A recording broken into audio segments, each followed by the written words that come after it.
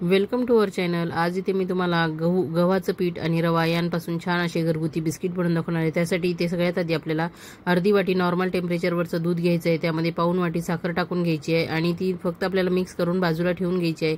तोपर्यंत आपण इथे 1.5 वाटी गव्हाचं पीठ घेतलेलं आहे आणि इथे त्याच वाटीने 1 वाटी रवा मोजून घेतलेला आहे।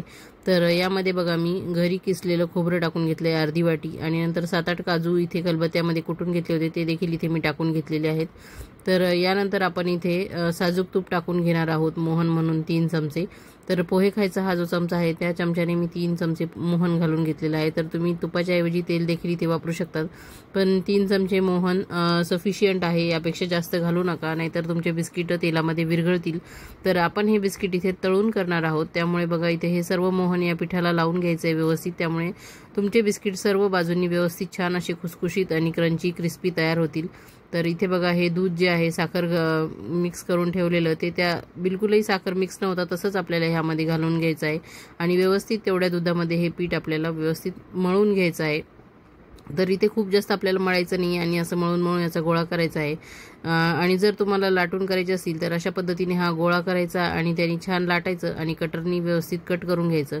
तर इथे बघा मी तेवढ्या ह्याच्यामध्ये एवढे 3 गोळे करून घेतलेले आहेत आणि तुम्हाला जर दूध तेवढं जर कमी वाटलं तर 2-3 चमचे दूध तुम्ही वाढवून व्यवस्थित असे गोळे करून घेऊ शकतात। तर अशा पद्धतीने बघा मी गोळे करून हे सुरीच्या साहाय्याने कट करून घेतले आहे आणि अशा शेपमध्ये मी हे बिस्किट आज तयार करणार आहे। तर पहिलं बिस्किट थोडंसं माझं तुटलं होतं ते व्यवस्थित मी आता त्याला सेट करून घेतलेलं आहे। तर अशा पद्धतीने बघा हे पुढचे सगळे बिस्किट मी कट करून घेणार आहे। तर तुम्हाला हव्या त्या शेपमध्ये तुम्ही हे करू शकतात। मोठी पोळी लाटून कटरच्या साहाय्याने देखील तुम्ही कट करून घेऊ शकतात किंवा अशा पद्धतीने देखील तुम्ही कट करून हे बिस्किट तयार करून घेऊ शकतात। तर मी सर्व बिस्किट इथे तयार करून एका प्लेटमध्ये काढून घेतले आहे। बघा किती छान दिसत आहेत, यामध्ये काजू देखील मस्त उठून दिसत आहेत आणि वरून साखर देखील छान पेरलेली बघायला खूप छान वाटते आहे। तर इथे बघा मी थोडासा गोळा इथे टाकून बघणार आहे। तेल आधीच ठेवलं होतं मी तापत, तर पॅनमध्ये जेवढे बसतील तेवढे इथे आपल्याला बिस्किट घालून घ्यायचे आहेत आणि व्यवस्थित बिस्किट सगळे जेवढे मावतील तेवढे घातल्यानंतर त्यांना खालच्या साईडने व्यवस्थित तेलामध्ये सेट होऊ द्यायचं आहे आणि मगच आपल्याला हे पलटून घ्यायचे आहेत।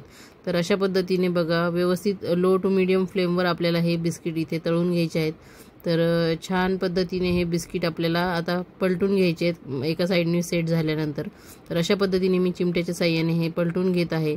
तर तुम्हाला माझ्या पद्धतीने जर असे बिस्किट करून पाहिजे असतील तर व्हिडिओ शेवटपर्यंत बघा, कुठेही स्किप करू नका।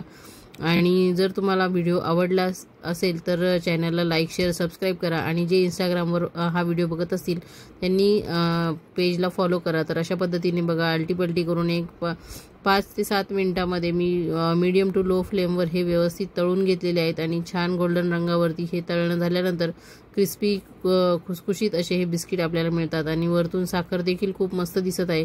मी इथे तोडून दाखवते तुम्हाला, आतून देखील मस्त अशी जाळी पडलेली आहे। तर अशा पद्धतीने तुम्ही नक्की ट्राय करून बघा आणि आवडल्यास चॅनलला लाईक शेअर सबस्क्राईब करा। थँक्यू।